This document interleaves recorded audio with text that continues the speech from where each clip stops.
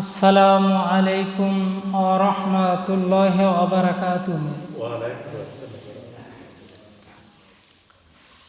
আলহামদুলিল্লাহ আলহামদুলিল্লাহি কাফা ওয়াস সালামুন আলা ইবাদিহিল্লাযিনা ইসতাফা। أما بعد فقد قال الله تعالى إن الله وملائكته يصلون على النبي يا أيها الذين آمنوا صلوا عليه وسلموا تسليما اللهم صل على محمد وعلى آل محمد كما صليت على إبراهيم وعلى آل إبراهيم إنك حميد مجيد اللهم بارك على محمد وعلى آل محمد كما باركت على إبراهيم وعلى آل إبراهيم إنك حميد مجيد ربنا آتنا في الدنيا حسنة وفي الآخرة حسنة وقنا عذاب النار ربنا ظلمنا أنفسنا وإن لم تغفر لنا وترحمنا لنكونن من الخاسرين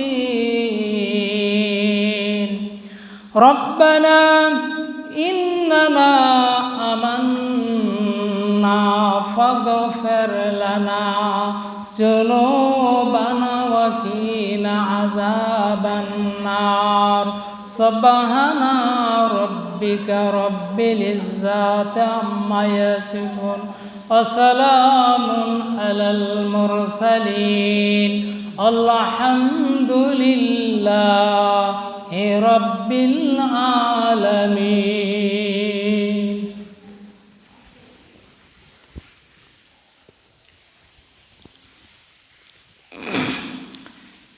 سلام عليكم طبتم وبركة طيبة ربي أعوذ بك من همزات الشياطين وأعوذ بك ربي أن يحضرون سبحانك لا علم لنا إلا ما علمتنا إنك أنت العليم الحكيم رب اشرح لي صدري ويسر لي أمري واحلل عقدة من لساني يفقه قولي ربي زدني علما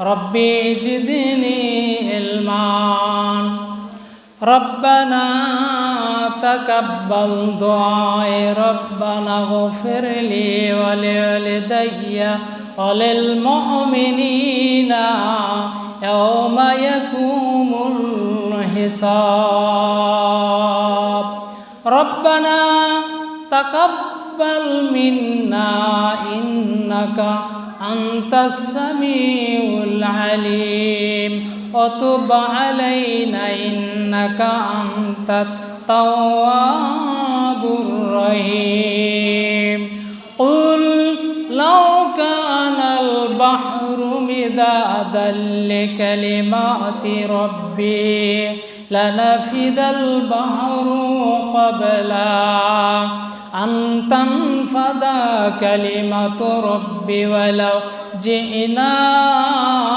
বিমিসলিহি মাদাদা। প্রশংসা করি আমি সেই আল্লাহ তাআলা, প্রশংসা করি আমি সেই আল্লাহ তাআলার। বিশ্ব জাহান পয়দা হুকুমে যার, প্রশংসা করি আমি সেই আল্লাহ তাআলার। ভূমণ্ডল আর নভমণ্ডল করিয়া সৃজন, মানুষকে দিলেন আল্লাহ সবার উপরে পজিশন। সুখাদ্য দিলেন কত করিতে আর, প্রশংসা করি আমি সেই আল্লাহ তাআলার।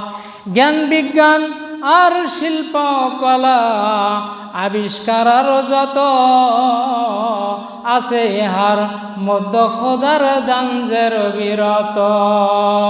মাটির মানুষ চন্দ্রে গেল, মাটির মানুষ চন্দ্রে গেল, কৃপায় তাহার। প্রশংসা করি আমি সেই আল্লাহ তাআলার। সাগর পার খুঁড়ে মানুষ আনল কত মণি, মাটির গর্ভ চিরে বাহির করল কত খনি। দূরকে আজি করছে নিকট কুদরতে তার, প্রশংসা করি আমি সেই আল্লাহ তাআলার। প্রশংসা করি আমি সেই আল্লাহ তাআলার। বনভূমি শহর গড়ে চালায় কত গাড়ি, গর্ত গুহা ছেড়ে করল আকাশ সবারি। আরো কত পেয়েছি দান নাহি তার সুমার, প্রশংসা করে আমি সেই আল্লাহ তাআলার। প্রশংসা করে আমি সেই আল্লাহ তাআলার। মিষ্টি তিক্ত ঝাল মশলা দুধ মধু ও চিনি, মাছ মাংস ফলমূল যে কতই দিলেন তিনি। উদ্দেশ্য শুধু করবে তারা বন্দেগী তাহার, প্রশংসা করে আমি সেই আল্লাহ তাআলার। প্রশংসা করি আমি সেই আল্লাহ তাআলার।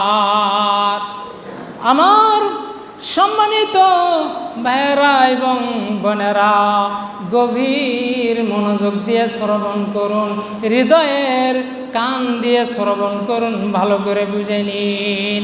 আমি এতক্ষণ ধরে একটা ইসলামী সঙ্গীতের মাধ্যম দিয়ে যেই প্রশংসা আল্লাহ সুবহানাহু ওয়া তাআলার আদায় করলাম, এই কথাগুলো স্বয়ং আল্লাহ নিজেই কোরআনুল কারীমের মাধ্যম দিয়ে গোটা বিশ্ববাসীর সামনে উপস্থাপন করেছেন।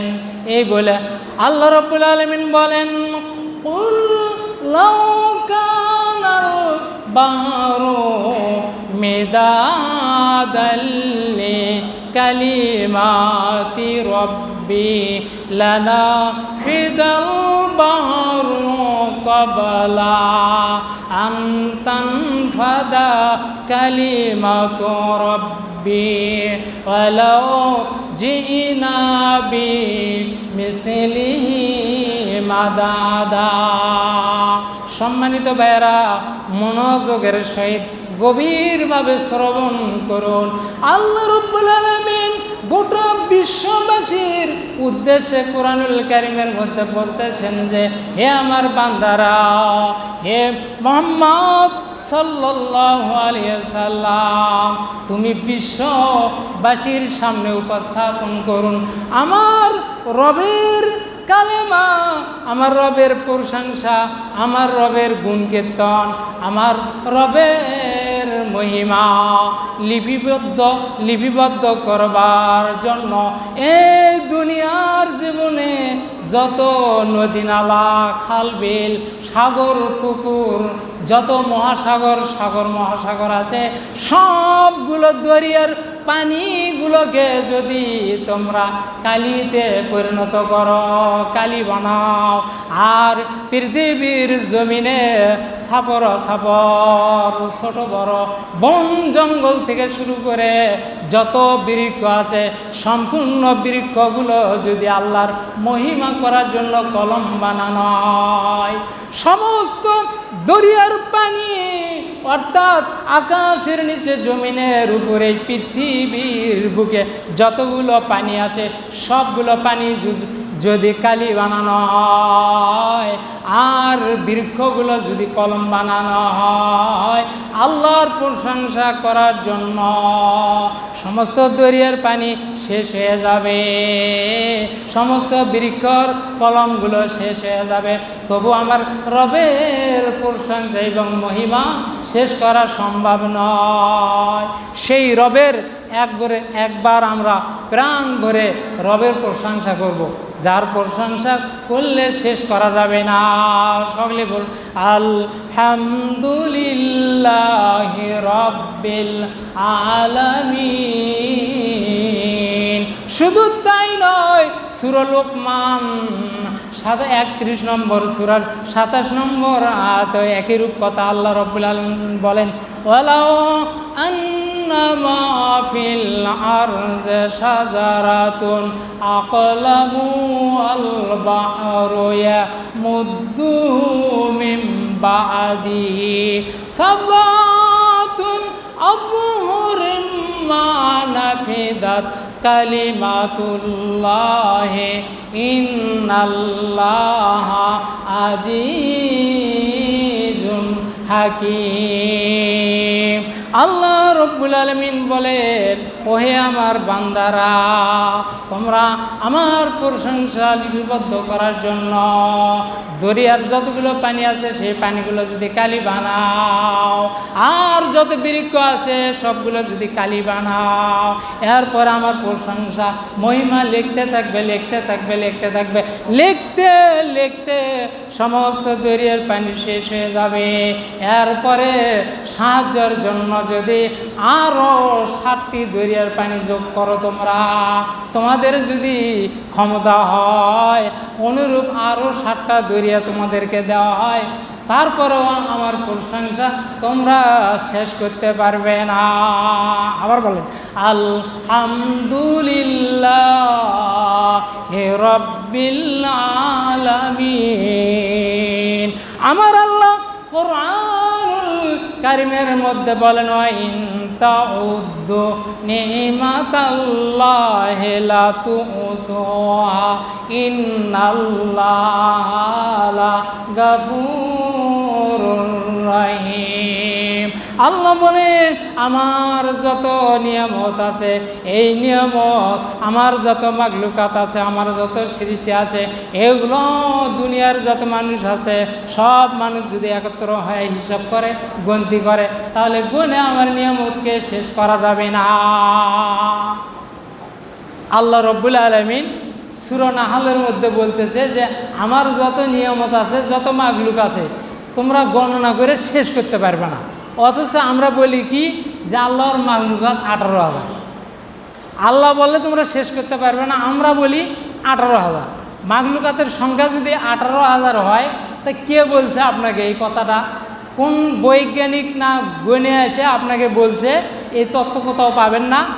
পৃথিবীর কেউ আজ পর্যন্ত দাবি করে নাই যে যতগুলো সৃষ্টি পানির নিচে রয়েছে এবং মাটির উপরে রয়েছে, আকাশে রয়েছে, সেগুলো গণনা করে 18,000 হয়েছে। কেউ বলছে? কেউ বলে নাই, কোরআনেও নেই, হাদিসেও নেই, কোনো বৈজ্ঞানিকও বলে নাই। অতএব আমরা বিশ্বাস করব আল্লাহর সৃষ্টি হচ্ছে অসংখ্য। আমার সম্মানিত ভাইয়েরা, প্রশংসা শেষ করছি, তারপরে রাসূলুল্লাহ সাল্লাল্লাহু আলাইহি সাল্লামের প্রতি একবার দরুদ সালাম পেশ করছি, সাল্লাল্লাহু আলাইহি ওয়াসাল্লাম। আজকের আমার খুতবার বিষয় হচ্ছে একজন মানুষের পরিচয়। অর্থাৎ একজন মানুষ সে এই পৃথিবীতে কতগুলো পরিচয় বহন করতে পারে, যে পরিচয়গুলো বহন করলে একজন মানুষ পূর্ণাঙ্গ মানুষে রূপান্তর হওয়া যায়। গরু, ছাগল, অন্য অন্য জীব জানোয়ার তারা জন্ম নিয়ে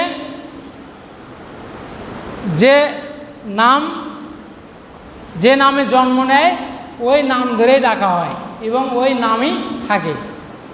যেমন গরুর বাচ্চা গরু, ছাগলের বাচ্চা ছাগল। কিন্তু মানুষের বাচ্চা জন্ম নেওয়ার পরেও মানুষ হয় না, তাকে অনেকেই বলে যে ভাই আপনি দোয়া করেন আমার ছেলেটা যেন মানুষ হয়। তাহলে বোঝা যায় যে যেহেতু আমরা মানুষ হওয়ার জন্য অনেকেই দোয়া চাই এবং দোয়া করি, নিজেরাও দোয়া করি যে হে আল্লাহ আমাকে মানুষ বানাও, মানুষ হওয়ার তৌফিক দান করো। তাহলে বোঝা যায় মানুষে জন্ম নেয় না। বাহ্যিক দৃষ্টিতে আকৃতিগত দিক দিয়ে মানুষ, কিন্তু শিক্ষাগত দিক দিয়ে তাকে অনেক কিছু শিষ্টাচার, আদর্শ, ন্যায় নীতি এগুলো শিক্ষা অর্জন করতে হয় গুরুজনদের কাছ থেকে। তাহলে যেহেতু শিক্ষা অর্জন করতে হয়, তাই আমরা কতগুলো পরিচয় একজন মানুষ দিতে পারি এবং বহন করতে পারি। বহন করলে পরে আমরা কি হব? একজন পূর্ণাঙ্গ আদর্শ মানুষে পরিণত হব। এই বিষয়টি আজকে আলোচনা করব। সম্মানিত ভাইয়েরা, আমি আলোচনা করতে চাচ্ছি এই পৃথিবীর বুকে যে কোনো একজন মানুষ যদি জন্ম নেয়, জন্ম নেওয়ার পর যখন সাবালেগ হয়, যখন একটু বয়স হয়ে যায়, তখন সর্বপ্রথম তাকে যে চিন্তাটি করতে হবে সেটা হলো আমি যে মানুষ, আমার এই দুনিয়াতে আসার পিছনে কারো হাত আছে কি না। আমি এই দুনিয়ার জমিনে একা একা নিজেই এমনিতেই এসেছি, নাকি আমার পেছনে কোনো একটা মহাশক্তি কাজ করেছে আমাকে এই পৃথিবীতে আসার ক্ষেত্রে। এই পরিচয়টা সর্বপ্রথম আগে অর্জন করা প্রয়োজন। প্রতিটা মানুষ জন্ম নেওয়ার পরে যখন একটু বুদ্ধি হবে তখন ভাববে আসলে আমার কি কোনো স্রষ্টা আছে, সৃষ্টিকর্তা আছে। এই সৃষ্টিকর্তাকে চিনতে হবে, জানতে হবে, বুঝতে হবে। এটা হচ্ছে 1 নম্বর করণীয়। একজন মানুষ যদি শুধুমাত্র সৃষ্টিকর্তা সম্পর্কে প্রশ্ন করে নিজেকে, তাহলে যদি বুঝতে পারে যে না, একজন এই মহাবিশ্বের পেছনে, মহাসৃষ্টির পেছনে একজন আছেন, তিনি হচ্ছেন স্রষ্টা। তো স্রষ্টা আছেন এই কথা বিশ্বাস করার পরে আমরা আবার বহু স্রষ্টায় বহু বিভক্ত করেছি, বহু স্রষ্টার ইবাদত করি এবং উপাসনা করি। সেই স্রষ্টা যার ইবাদত করব, যাকে স্রষ্টা বলে চিনব, তার কাছ থেকে আমি শিখব, তিনি তার পরিচয় দেবেন। আল্লাহ রাব্বুল আলামিন কোরআনুল কারীমের মধ্যে তার নিজস্ব পরিচয় তুলে ধরে বান্দাকে বলে দিচ্ছেন, ইন্নাল্লাযীনা ক্বালু রাব্বুনাল্লাহু সুম্মা ইসতাকামু তাতানাজ্জালু আলাইহিমুল মালাইকাতু আল্লা তাখাফু ওয়ালা তাহজানু ওয়া আবশিরু বিল জান্নাতিল্লাতী কুনতুম তুআদুন। আমার সম্মানিত ভাইয়েরা, আল্লাহ রাব্বুল আলামিন বলেন, যে ব্যক্তি স্রষ্টা সম্পর্কে চিন্তা করতে গিয়ে যখন তার মস্তিষ্কে, মন ও মস্তিষ্কে বুঝে আসবে যে আমার একজন স্রষ্টা আছে, সেই স্রষ্টার পরিচয় দিতে গিয়ে আল্লাহ রাব্বুল আলামিন বলেন সেই স্রষ্টার নাম হচ্ছে আল্লাহ। সূরা আহজাব হামিমার সাজদা 41 নম্বর সূরার 30 নম্বর আয়াতে আল্লাহ বলেন, এরপরে যে ব্যক্তি মুখে স্বীকার করবেন আমার সৃষ্টিকর্তা, আমার প্রতিপালক হচ্ছেন আল্লাহ, এবং মৃত্যুর আগ পর্যন্ত এই কথার উপর যদি অটল থাকে, অবিচল থাকে, কায়েম থাকে, সুম্মাস্তাকামু তাতানাজ্জালু আলাইহিমুল মালাইকাতু আল্লা তাখাফু ওয়া লা তাহজানুন। আল্লাহ বলেন, যখন কেউ স্বীকার করলো যে আল্লাহ আমার রব, আল্লাহ আমার সৃষ্টিকর্তা, এই কথার উপর অবিচল এবং অটল থাকে, ওই বান্দা মৃত্যুর সময় আমি আল্লাহ রব্বুল আলামিন আমার পক্ষ থেকে তার নিকট ফেরেশতা পাঠানো হয়। ফেরেশতারা এসে তাকে এই বলে সান্ত্বনা দিতে থাকে যে তোমার ভয় নাই, চিন্তার কোনো কারণ নাই, আমরাই তোমার বন্ধু ইহকালের জীবনে এবং পরকালের জীবনে। বলেন, দুনিয়াতে এমন কেউ আছে যে ব্যক্তি বলতে পারে মৃত্যুর সময় যে তোমার কোনো ভয় নাই এবং চিন্তার কোনো কারণ নাই, এবং তুমি সেই জান্নাতের শুভ সংবাদটি গ্রহণ করো, যেই জান্নাতের শুভ সংবাদটি গিফট করেছেন, বলে দিয়েছেন তোমার প্রতিপালক সৃষ্টিকর্তা, তুমি তাকে স্বীকার করেছিলেন, তার পক্ষ থেকে জান্নাতের শুভ সংবাদ নেব। একটা কথা হলে কি, ফেরেশতা নাজিল হয়ে আপনাকে বলবে যে চিন্তা করো না এবং ভয়ও করো না, এবং জান্নাতের শুভ সংবাদ নেন। ধরেন এই রকম ভাগ্যটা যদি আমার, আপনার, আমাদের সকলের হয়, তার ভাগ্যটা কতখানি যে আমাদেরকে স্বয়ং আল্লাহ ফেরেশতা পাঠিয়ে বলবে ভয় করো না।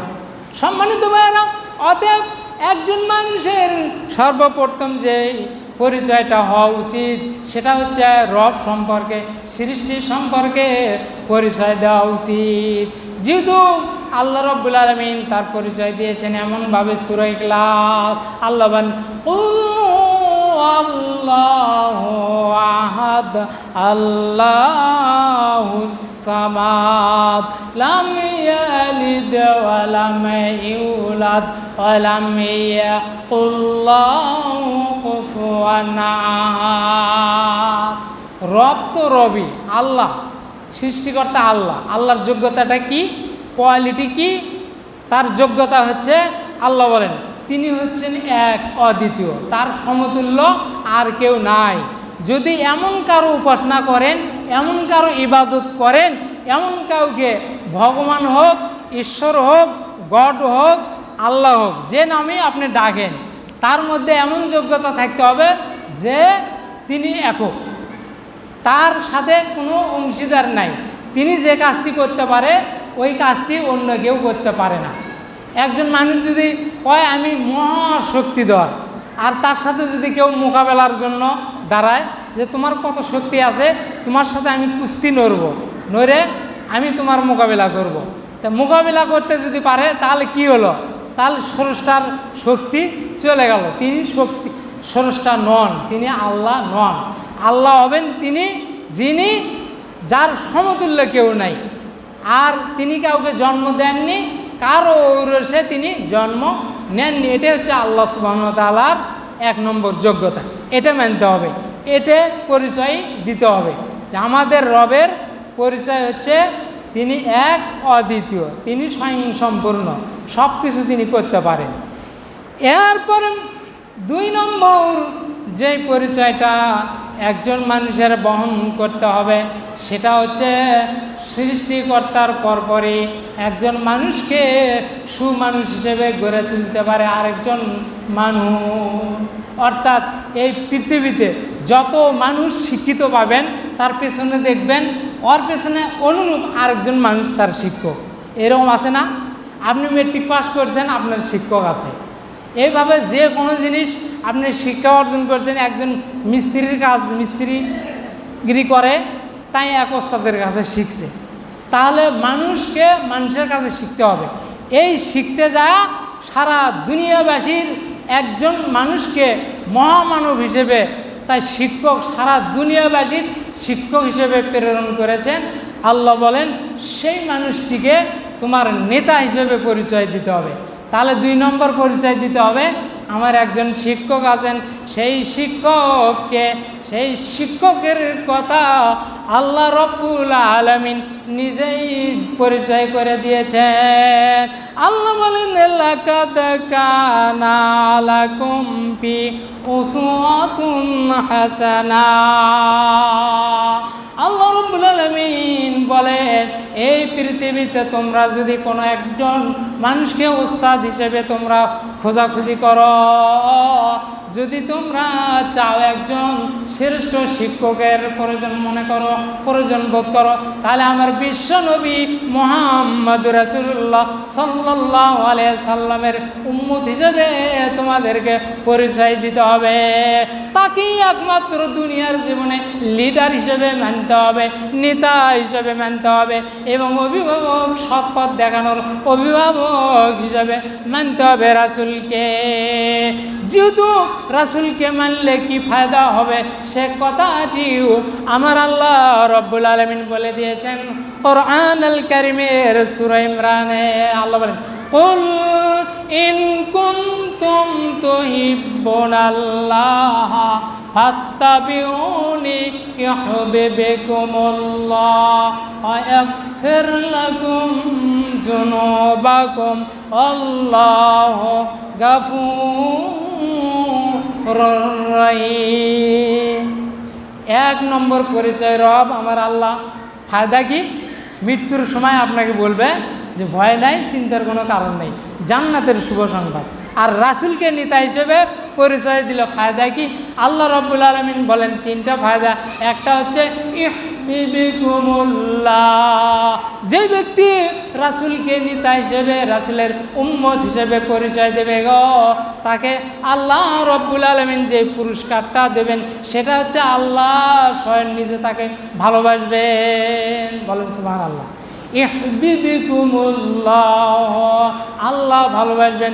ইয়াগফিরুজ যুনুবা, আর তাকে পবিত্র করবেন, তার গুনাহ খাতা সমূহ ক্ষমা করে দেবেন। আল্লাহু গাফুরুর রহিম। আল্লাহ বলছেন যেহেতু আল্লাহ হচ্ছে ক্ষমাশীল এবং করুণাময়, আমার রাসূলকে যে ব্যক্তি নেতা হিসেবে মানবে আমি তাকে ভালোবাসবো, 1 নম্বর পুরস্কার। 2 নম্বর তার গুনাহ ক্ষমা করে দেব।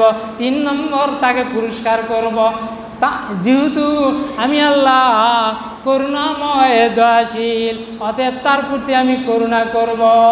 আল্লাহর করুণা পেতে হলে, আল্লাহর ক্ষমা পেতে হলে বিশ্ব নবীকে একমাত্র নেতা হিসেবে এই দুনিয়ার জীবনে মানতে হবে। আমার সম্মানিত এই দুনিয়ার জীবনে নেতা মানতে গিয়ে অনেক লোক অনেক দল করে, অনেক সংগঠন করে, সংগঠনের নেতাকে ভালোবাসে, কিন্তু যদি কোনো কারণে কোনো একটা অপরাধ করে ফেলে, যদি তার বিরুদ্ধে মামলা হয়, আগে থেকেই মামলা হওয়ার কথা শোনার সাথে সাথেই তাকে দল থেকে বহিষ্কার করা হয় এবং বলা হয় যে ও আমার দলের নয়। অনেক নেতা দেখা গেছে যে এক নেতার সাথে ছবি উঠেছে, আবার অকাম করে ধরা পড়ছে, তখন ওই নেতা করছে যে না, ও আমার সাথে ছবি ওঠেনি এবং আমার দলও কোনোদিন করে না। আল্লাহ রব্বুল আলামিন বলেন রাসূল এমনই একজন নেতা গো, যে ব্যক্তি যে বা যারা আমার রাসূলকে নেতা মানবে, আমার ইসলাম থেকে তাকে কোনোদিন আমার জান্নাত থেকে তাদেরকে কখনো বহিষ্কার করব না, বরং তার গুনাহ অপরাধ সমূহ ক্ষমা করব। আমার সম্মানিত ভাইয়েরা, সময় খুব কম, চলুন 3 নম্বর যে পরিচয়টা দেব, আমার সংবিধান হচ্ছে কোরআন। আল্লাহ রাব্বুল আলামিন বিশ্ববাসীর উদ্দেশ্যে বলেন, বান্দা, আমার যারা বান্দা 1 নম্বর পরিচয় দেবে আমার রব, আমাকে রব হিসেবে স্বীকার করবে। 2 নম্বর পরিচয় দিবে আমার রাসূলের উম্মত হিসেবে পরিচয় দিবে। 3 নম্বর পরিচয় দেবে তার জীবন চলার আদর্শ হচ্ছে কোরআনুল কারীম। আল্লাহ বলেন, কুল নাহবিতু মিনহা জামিআন ফাইম্মা ইয়াতিয়ান্নাকুম মিন্নি হুদা ফামান তাবিয়া হুদায়া ফালা খাউফুন আলাইহিম ওয়ালা হুম ইয়াহজানুন। আল্লাহ রাব্বুল আলামিন বলেন, আমার বান্দাদেরকে যখন দুনিয়ায় প্রেরণ করব, আমার পক্ষ থেকে তাদের নিকটে একটা জীবন বিধান যাবে, জীবন ব্যবস্থা যাবে, সংবিধান যাবে। ওই সংবিধানের নিয়ম অনুযায়ী তারা চলবে, যাদের জীবন পরিচালনা করবে তাদের ভয় নাই, চিন্তার কোনো কারণ নাই, তাদেরকেই আমি জান্নাত দান করব। আর যারা আমার সেই সংবিধানকে মানবে না, কোরআনকে বিধান হিসেবে মানবে না, ওয়াল্লাযীনা কাফারু ওয়া কাযযাবু বিআয়াতিনা উলাইকা আসহাবুন নার হুম ফিহা খালিদুন। আল্লাহ বলেন, যারা কোরআন মানবে না তাদেরকে দিয়া আমি জাহান্নাম ভরাট করব। এই কোরআন সংবিধান, কোরআনের বিকল্প কোনো বিধান, আল্লাহর বিধান হিসেবে মানার কোনো অপশন এই পৃথিবীর জমিনে নেই। আল্লাহর বিধান যদি এই জমিনে থাকে সেটা হচ্ছে আল কোরআন। তাহলে 3 নম্বর পরিচয় আমাদেরকে দিতে হবে, আমরা যেটা মেনে চলবো, জীবনে বাস্তবায়ন করব, সেটা হচ্ছে মহাগ্রন্থ আল কোরআন। আমার সম্মানিত ভাইরা, 3টা পরিচয়ের পরে আর একটা পরিচয় আমাদেরকে দিতে হবে। সেই পরিচয়টা হচ্ছে আমার ধর্মের নাম হচ্ছে ইসলাম। ইসলামকে ধর্মের নাম হিসেবে পরিচয় দিতে হবে, যেহেতু আল্লাহ রাব্বুল আলামিন বলেন, ইন্নাদ-দীনা ইনদাল্লাহিল ইসলাম। এই দুনিয়ার জমিনে যতগুলো ধর্ম আছে তার মধ্যে আল্লাহর মনোনীত ধর্ম বা দিন হচ্ছে ইসলাম। পৃথিবীর জমিনে খুবই একটা আশ্চর্য কথা আজকে আপনাদেরকে শোনাবো। এই পৃথিবীতে যতগুলো ধর্ম আছে ইসলাম ব্যতীত এমন কোনো ধর্ম নাই যে ধর্ম বলে যে এই ধর্মটা সঠিক, এবং হিন্দু ধর্ম সম্পর্কে কোনোদিন নাই, ভগবান কোনোদিন বলে নাই যে আমার কাছে, আমি তোমাদের শুনেছিটা, আমার কাছে হিন্দু ধর্ম হচ্ছে গ্রহণযোগ্য এবং এটাই মনোনীত ধর্ম। হিন্দু ধর্ম, সনাতন ধর্ম আছে, খ্রিস্টান ধর্মে নাই যে এই খ্রিস্টান ধর্মটা মনোনীত। কিন্তু আপনার আমার যে ধর্ম অনুসরণ করি সেই ধর্মের স্রষ্টার কথা, এটাই একমাত্র আমার দিন, মনোনীত দিন। আমার সম্মানিত ভাইরা,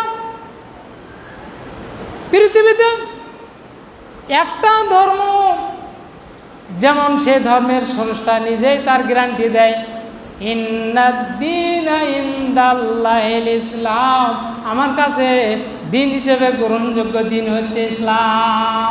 আবার বলেন আল্লাহ সূরা ইমরানে বলেন, ওমাই ইয়াবতাগি গায়রাল ইসলাম দীনান ফালা ইয়াকবালা মিনহু ওয়া হুয়া ফিল আখিরাতি মিনাল খাসিরিন।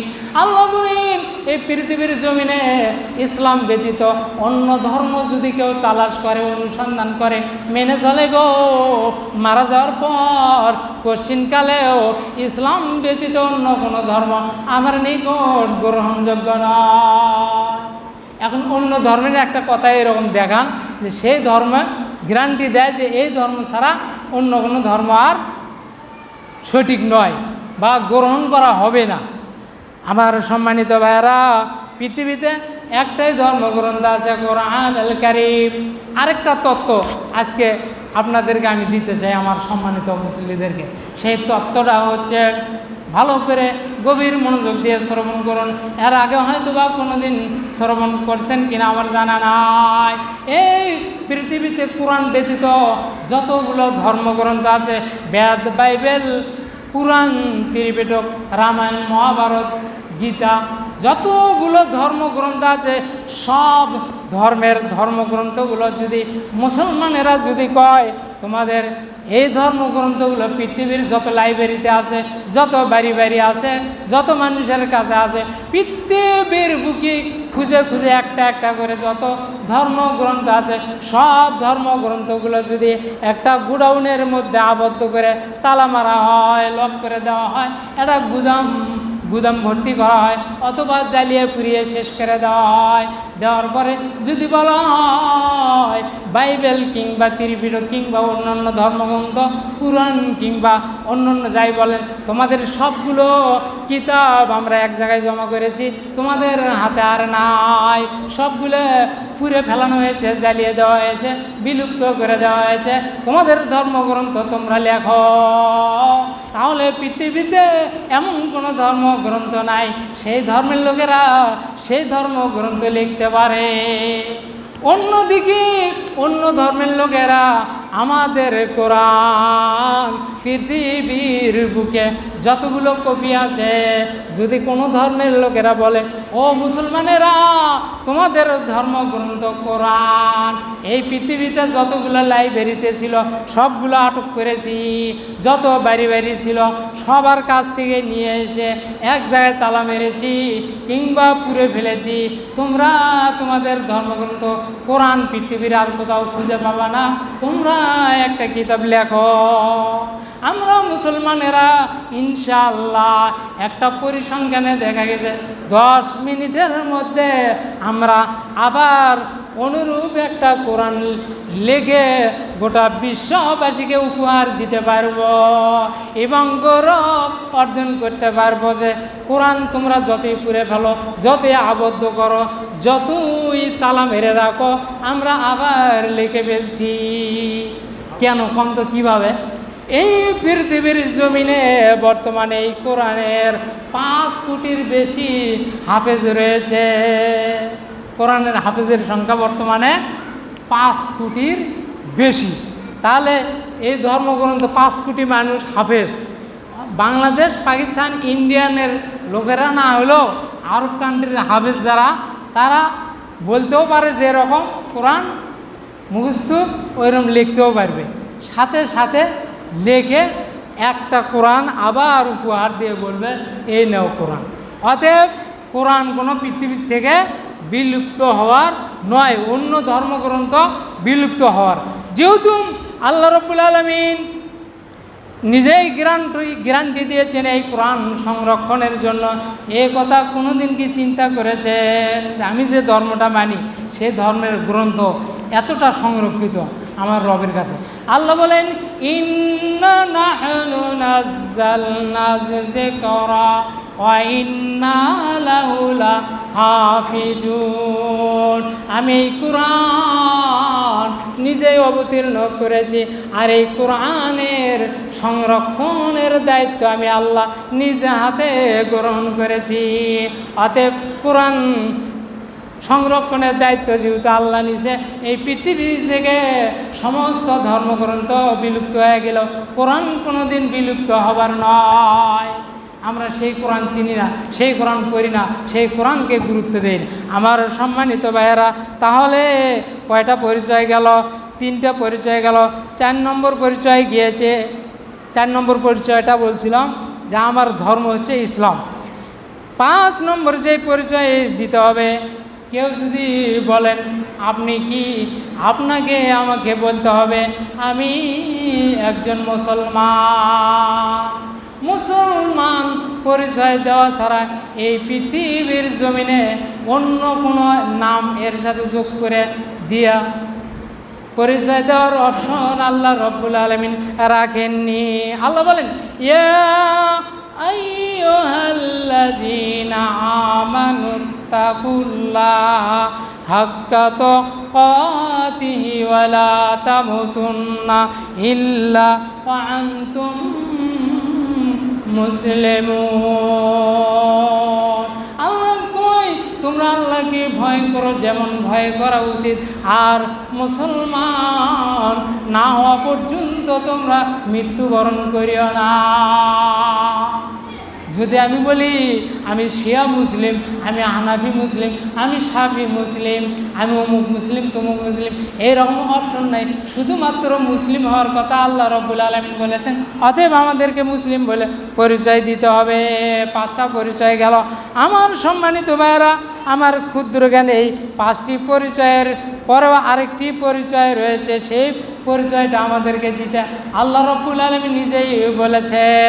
আল্লাহ বলেছেন, ইয়া আইয়ুহাল্লাযীনা আমানু আতিউল্লাহ ওয়া আতিউর রাসূলা ওয়া উলিল আমরি মিনকুম। তোমরা আল্লাহর আনুগত্য করো এবং রাসূলের আনুগত্য করো, এবং তোমাদের মধ্যে যারা আদেশদাতা তাদের আনুগত্য করো। সম্মানিত ভাইয়েরা, এটা হচ্ছে ভৌগোলিক পরিচয়।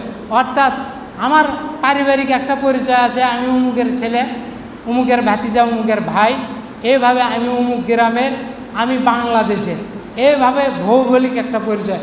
মোট এই 6টা পরিচয়ের বাইরে কোনো মানুষের অন্য কোনো পরিচয় দেওয়ার হতে পারে। সেটা হয় মানব রচিত, মানুষের তৈরি, হলো যুক্তিহীন, ভিত্তিহীন, মুক্তিহীন।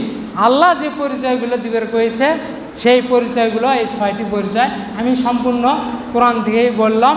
আল্লাহ সুবহানাহু ওয়া তাআলা আমাদেরকে এই 6টি পরিচয় দিয়ে আমল করে জান্নাতে যাওয়ার তৌফিক দান করুন এবং এই দুনিয়ার জীবনে মেনে চলার তৌফিক দান করুন।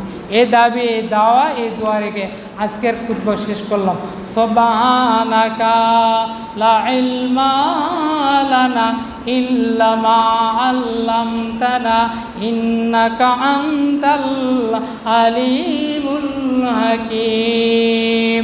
ইন্নাল্লাহা ইয়া'মুরু বিল আদলি ওয়াল ইহসান ওয়া ইতাই যিল কুরবা ওয়া ইয়ানহা আনিল ফাহশাই ওয়াল মুনকারি ওয়াল বাগি ইয়া'ইযুকুম লাআল্লাকুম তাযাক্কারুন।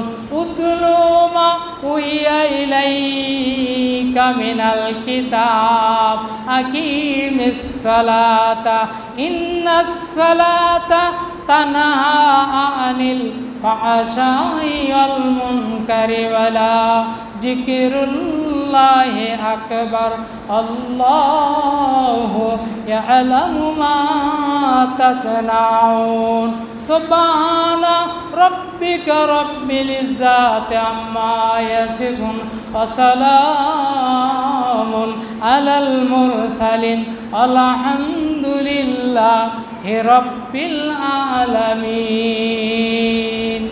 সবাই দাঁড়িয়ে যান, কাতার সোজা করুন, নামাজ আরম্ভ হবে ইনশাআল্লাহ।